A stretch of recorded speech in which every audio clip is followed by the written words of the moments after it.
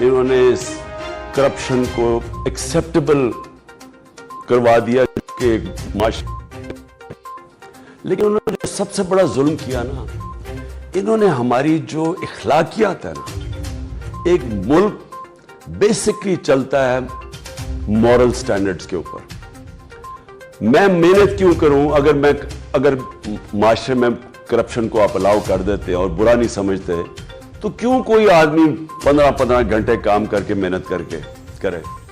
सो जो बेसिस होती है ना सोसाइटी की, वो अल्लाह ने कुरान में लिखा हुआ है अमर बिल मारूफ वो नही अनिल मुनकर, यानी अच्छाई के साथ खड़े हो और बुराई के खिलाफ जहाद करो। माशरा मॉरल स्टैंडर्ड्स के ऊपर चलता है। मैंने अपनी यूनिवर्सिटी डेज से लेके कोई 20 साल क्रिकेट की वजह से मैंने वो मगरबी माशरे अंदर से देखे हुए हैं। आप यकीन करें कि जो अगर मुझे कहे ना दो फर्क क्या है, क्यों वो ऊपर हैं क्यों हम नीचे हैं, दो क्या चीजें हैं।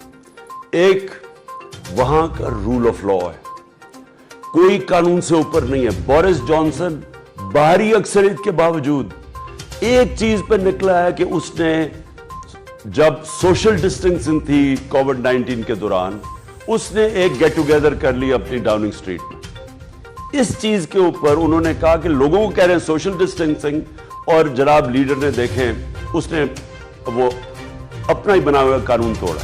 No one is above law. और ये बहुत बड़ा रूल ऑफ लॉ जो है, ये इंसान के माशरे और जानवरों के माशरे में फर्क ही रूल ऑफ लॉ है। सो नंबर 1 वहां रूल ऑफ लॉ है। वहां कोई तस्वर नहीं कर सकता कि एक आदमी लंदन में बैठा हुआ है अरबों रुपए की प्रॉपर्टीज पे, एक रसीद नहीं बता सकता कि पैसा किधर से आया है।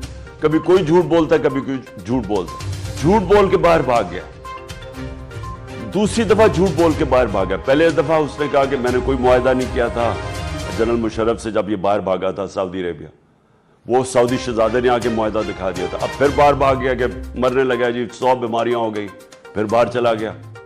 और इसके भाई जो प्राइम मिनिस्टर एफिडेविट इसने अदालत में दी थी कि जी ये वापस आ जाएगा।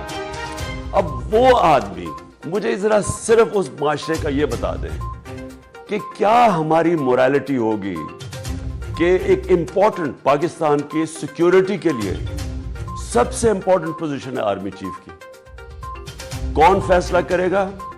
एक मफरूर, एक झूठा आदमी, एक करप्ट आदमी, एक बिलियंस उसके बाहर प्रॉपर्टीज पड़ी हुई हैं उसके और उसके बेटों की, कोई जवाब नहीं दे सकता कि किधर से पैसा आया। वो आदमी जो कन्विक्टेड है, सुप्रीम कोर्ट ने कन्विक्ट किया, वो फैसला करेगा कि आर्मी चीफ कौन बनेगा, या आसिफ जरदारी फैसला करेगा जिसके ऊपर करप्शन की किताबें हैं उस वक्त जब भी। और अनफॉर्चुनेटली इनको बचाया गया है, जो भी वजह है इनको बचाया गया, नहीं तो ये कोई भी मुहज़्ज़ब माशरे में अभी तक जेल में होते। अब ये दो आदमी मुझे सिर्फ ये समझा दें कि क्या ये कौम अगर ये फैसला करते हैं इतने इंपॉर्टेंट ओहदे के ऊपर, किधर रह गई हमारी इस मुल्क की इखलाकियात? हम बनाना रिपब्लिक और हमारे में क्या फर्क है? जब हमारे में अच्छे और बुरे की तमीज ही खत्म, हमने इनको एक्सेप्टेबल बना दिया। यहां से जा रहे हैं वजीर, कैबिनेट मीटिंग कर रहे हैं एक मफरूर के साथ, तो चोरी में बुरी चीज क्या है? मेरा अगला सवाल यह है कि अगर आपने यही करना है तो जेल खोल दें। ये गरीब लोगों क्यों जेलों में डाला हुआ है? क्यों उनकी सिर्फ जुर्म यह है कि वो छोटे चोर हैं? मेरे नबी सल्लल्लाहु अलैहि वसल्लम ने इसी चीज को आज से 1500 साल पहले कहा था कि कौमें तुम्हारे से पहले कौमें तबाह हो गई जो बड़े चोर को पकड़ते नहीं है और छोटे चोर को जेल में डाल देते हैं। सो ये हमारा नंबर 2 चीजें, रूल ऑफ लॉ ये वो वायलेट करता है कि एक आदमी सिर्फ वो ताकतवर है तो he is above law, NRO means above law. इनके सारे करप्शन के केसेस खत्म हो रहे हैं। बारी बारी इन्होंने जो नैब की अमेंडमेंट की है, एफआईए के 16 अरब रुपए के केसेस शहबाज शरीफ फैमिली वो खत्म कर रहे हैं। नैब के अंदर इनके केसेस खत्म हो रहे हैं। मुल्क महंगाई में डूब रहा है, मुल्क की माइशत नीचे जा रही है, उसकी फिक्र नहीं है, इनके केसेस खत्म हो रहे हैं, बिलियंस के ये फायदे उठा रहे हैं। मैं इसको ऑब्जेक्ट करता हूं, मैं तो इसको मॉरल पॉइंट से भी ऑब्जेक्ट करता हूं। और दूसरी चीज, कैसे हो सकता है कि मुल्क का प्राइम मिनिस्टर वो जाके कंसल्ट कर रहा है मफरूर से और आर्मी चीफ की पोजीशनिंग में।